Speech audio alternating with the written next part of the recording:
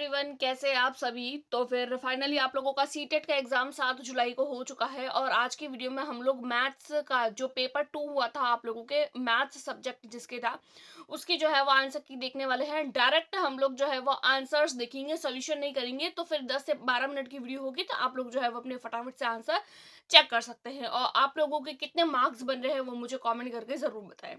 तो फिर 31 क्वेश्चन हमारे पास में किसी चतुर्भुज एबीसी का परिमाप हम लोगों को दिया गया है, जहां पर बीसी सीडी एडी और ए बी सी ए और बी बराबर 90 डिग्री दिए हुए हैं। तो एबीसीडी का क्षेत्रफल हम लोगों को निकालना था। तो यहाँ पर एबीसीडी का जो क्षेत्रफल है वो 660 है। तो यहाँ पर 31 का हो जाएगा ए। नेक्स्ट क्वेश्चन है हमारे पास में 32। निम्नलिखित में से कौन सा कथन गणित में उपपत्तियों के संबंध में सबसे कम उपयुक्त है। सबसे कम यानी नॉट वाला पूछा है। तो उपपत्तियों का निर्माण अंतर्दर्शीय ज्ञान पर होता है, ना कि तर्क पर। तो ये बात जो है वो सबसे कम उपयुक्त है। तो यहाँ पर 32 का आप लोगों का हो जाएगा डी। अगला देखेंगे 33 नंबर क्वेश्चन कि पी क्यू आर एक्स एक समांतर चतुर्भुज है जिसके विकर्ण आर पी आर और क्यू एस परस्पर बिंदु ओ पर प्रतिच्छेद करते हैं। यदि ओपी बराबर में X plus 7 centimetre, O Q बराबर में एक्स वाई सेंटीमीटर और ओ आर बराबर में 20 सेंटीमीटर, ओ एस बराबर में 16 सेंटीमीटर है, तो पी वाई प्लस 5 का सेंटीमीटर में हम लोगों को मान निकालना है। तो यहाँ पर हमारा मान जो है वो निकल जाएगा 26। 33 का हो जाएगा थर्ड नंबर। उसके बाद में देखते हैं 34 number question, the value of, ये एक दिया हुआ है हम लोगों को इक्वेशन, इसका मान निकालना है हम लोगों को। तो इसका जो मान है वो आ जाएगा हमारे 5। जब हम इसका सॉल्यूशन निकालेंगे ना तो इसका मान 5 आएगा। अगला देखते हैं 35 नंबर क्वेश्चन, अरुण वरुण से 3 वर्ष बड़ा है। 8 वर्ष पहले अरुण की आयु का 5/6 वरुण की आयु के 3/5 वर्ष अधिक था, 6 वर्ष अधिक था। वरुण की वर्तमान आयु x है। x का मान निम्नलिखित समीकरण को हल करते हुए निकालना है। x की वैल्यू निकालनी है। तो यहाँ पर इक्वेशन बनेगी जो बनेगी ए। यहाँ पर 35 का हो जाएगा ए। 36 नंबर क्वेश्चन, अधिगम का वह क्षेत्र जो व्यवहार और मूल्यों के साथ संबंधित है उसको डैश के रूप में लिया जाता है। किस रूप में लिया जाता है? तो उसको लिया जाता है भावनात्मक क्षेत्र के रूप में। तो यहाँ पर 36 का हो जाएगा सी। अगला देखेंगे 37 नंबर, किसी लंबवृत्तीय बेलन की ऊंचाई और आधार त्रिज्या क्रमशः 9 सेंटीमीटर और 6 सेंटीमीटर है। यदि आधार त्रिज्या आधी कर दी जाए और ऊंचाई 3 सेंटीमीटर की वृद्धि कर दी जाए तो कौन सा इस बेलन के नए आयतन की व्याख्या करता है? तो वो करता है नया आयतन मूल आयतन का 1/3 हो जाएगा। तो 37 का हो जाएगा डी। अगला देखेंगे 38, वेन हेले से रिगार्डिंग क्वेश्चन है। वेन हेले के ज्यामितीय अधिगम के सिद्धांत के अनुसार निम्नलिखित कथनों को ज्यामितीय सोच के आरोही स्तरों में व्यवस्थित करना है। आरोही यानी कि छोटे से बड़े के रूप में। तो यहाँ पर हमारा होगा विभिन्न आकृतियों का वर्गीकरण। तो 38 का हो जाएगा हमारा बी। अगला क्वेश्चन हम लोग देखेंगे 39 नंबर, एक पाई चार्ट के रिगार्डिंग क्वेश्चन है। एक पाई चार्ट में किसी विद्यार्थी द्वारा गणित, विज्ञान, सामाजिक विज्ञान, हिंदी और अंग्रेजी से प्राप्त अंकों को क्रमशः 90 डिग्री, 80 डिग्री, 65 डिग्री, 75 डिग्री और 50 डिग्री के केंद्रीय कोणों वाले त्रिज्यीय खंडों द्वारा निरूपित किया जाता है। यदि उस विद्यार्थी द्वारा प्राप्त कुल अंक 540 है तो उसके द्वारा गणित और अंग्रेजी से प्राप्त अंकों का अंतर निकालना है। तो यहाँ पर अंतर हमारा हो जाएगा ए। 60 का हो जाएगा ए।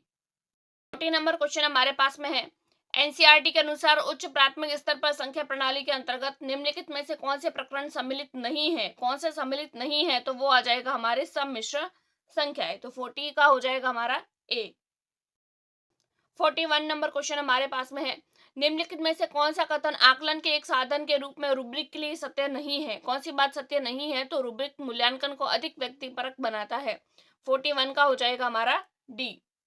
नेक्स्ट क्वेश्चन है 42 नंबर, किसी बहुफलकी के फलक एफ, किनारे ई और शीर्ष वी की संख्या है 7, 15 और एक्स है। तब इसका मान बताना है हम लोगों को इक्वेशन का। तो इस इक्वेशन का मान हमारा हो जाएगा 19 बी। 42 का हो जाएगा बी। अगला क्वेश्चन है 43 नंबर, यहाँ पर हम लोगों को इक्वेशन दी है और यहाँ पर हम लोगों को पी और क्यू का मान निकालना है। तो यहाँ पर आप लोगों का पी और क्यू का मान जो है वो डी हो जाएगा, यानी कि -5। 43 का डी। 44 नंबर क्वेश्चन हम लोग देखेंगे, एक तिर्यक रेखा के दो समांतर रेखाओं को प्रतिच्छेद करती है। इस प्रकार तिर्यक रेखा के एक ही और बने दो अंतःकोण है, दो अंतःकोण दिए हुए हैं, तब 4x + 6 डिग्री का मान निकालना है। तो यहाँ पर हमारे इस क्वेश्चन का आंसर हो जाएगा ए, यानी कि 154। 44 का हो जाएगा ए। 45 नंबर क्वेश्चन हम देखेंगे, कोई भिन्न दी हुई है, इसमें सबसे बड़ी और सबसे छोटी भिन्नों का जो है वो योग यानी कि एडिशन निकालना है। तो जब ऐड करेंगे तो इसकी वैल्यू आ जाएगी 2 सही 39/40, 45 का हो जाएगा डी।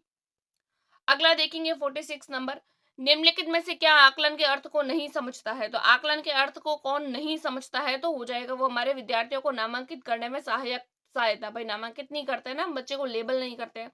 46 का हो जाएगा बी।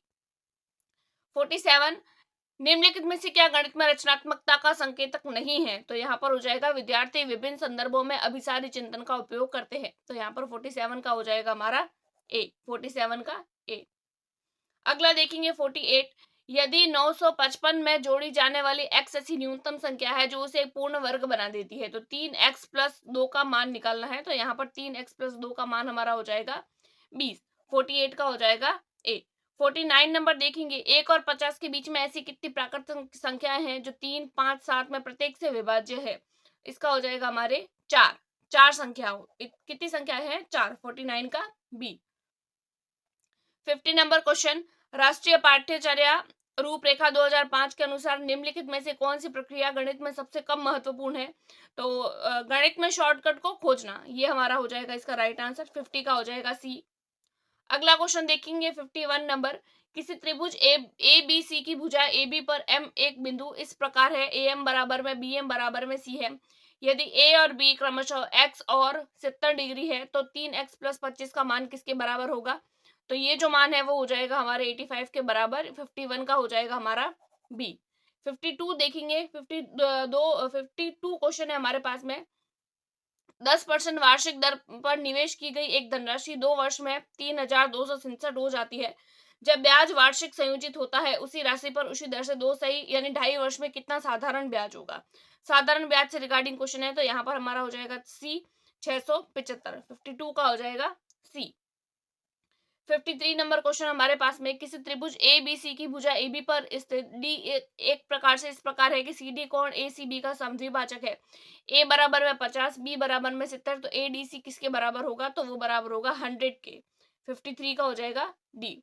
54 नंबर क्वेश्चन हमारे पास में, किसी कक्षा के कुछ विद्यार्थी द्वारा प्राप्त अंक जो है वो इस तरीके से है। अब आंकड़ों के माध्य और परिसर का अंतर निकालना है। तो यहाँ पर ये अंतर निकल जाएगा 5.5। 54 का हो जाएगा सी।